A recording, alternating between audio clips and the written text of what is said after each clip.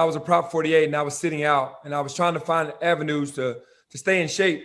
So every Sunday, this area gym in my old neighborhood would be open and we would go over and have some really intense basketball games. So that night we went to play. It was a Sunday night and it was me, my cousin, and another friend. We left the gym, went into the neighborhood, dropped my cousin off at home, and we were headed back to the University of Memphis campus for me to go back. Cousin phones me and said, hey, man, you know what? I left my wallet in the back of the vehicle. It must have fell out of my bag. I need it because my mom wants me to go to the store. I got to drive and my license is in there. So I said, cool. So we turn around and, man, I can't even make this up. This is like a movie. We park in front of my aunt's house. And then all of a sudden, this car creeps by us. And I'm noticing the car. Not really, I'm naive. It drove down the road. And I could see down this road. It went about 3 homes down, turned around, came back, and went right past us. Me and my friend are talking casually. We're not even thinking this car is even like sitting there like being predators and waiting on us to get out. So I'm turning to talk to him, and I see headlights, and I look back. It's the same car. Comes by us again, makes a left on the same street, turns around in the same driveway that it did the first time, and it still hasn't clicked. Now, I call myself like a guy that's aware, that has some really good awareness. The car comes back past us, and by this time, I'm trying to call my cousin to tell him to come outside to get the wallet. He doesn't answer the phone, so now we get out of the car, slam the doors to open the hatch up to get the wallet to take it inside, and all of a sudden we hear the brakes screech. I look up, it's the same exact car. Now I reenact it in my mind like a movie going backwards. Go back to them passing us, go back to them making the left, go back to them making the turn around in the third driveway and passing us. And then I went, it was an oh shit moment. Honestly, it was. I was like, they're about to do something. So he rolls down the window and I looked in there and it seemed like 6 guys were in this car. Now my heart is racing. I'm like, this is not good. And then he asked my friend, can you tell me how to get to Bartlett? And Bartlett is one of the richer neighborhoods, which is like 30 minutes away from us. And when he said that, I knew what was about to happen. As soon as my friend started explaining, because he could feel it too, they jumped out of the car. They had their hats down low and they put the gun to my head. I didn't even look at them and they just fell to the ground. So they robbed us, robbed the truck, hopped in the car, and then drove down the street. Got about 100 feet away. And I guess they thought about that they should have killed us because they didn't know if we saw their faces. So they started shooting back to where we were. And the first initial shots that rang out, I ducked behind the car.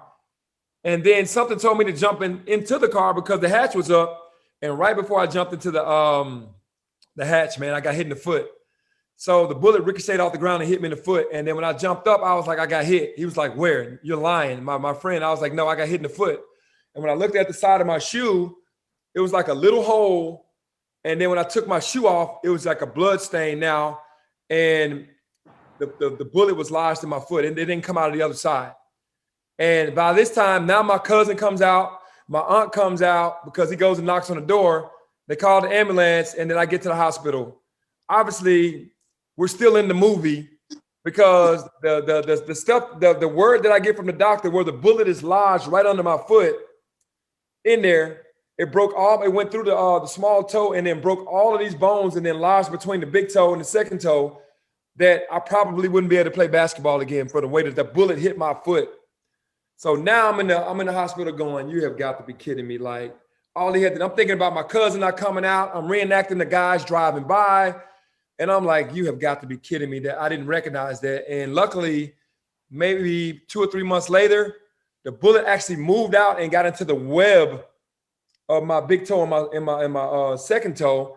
And I had to go have surgery. They put me on my stomach, hung my foot off the end.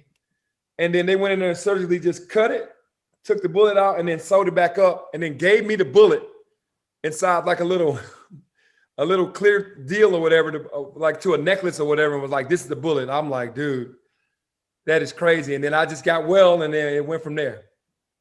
Oh, damn, that's crazy. That gotta be traumatized, especially as a freshman in college. Man, and so here it is. The next year, we had the Southern Heritage Classic. That was Tennessee State. The very next year, around the same time, football season is just starting.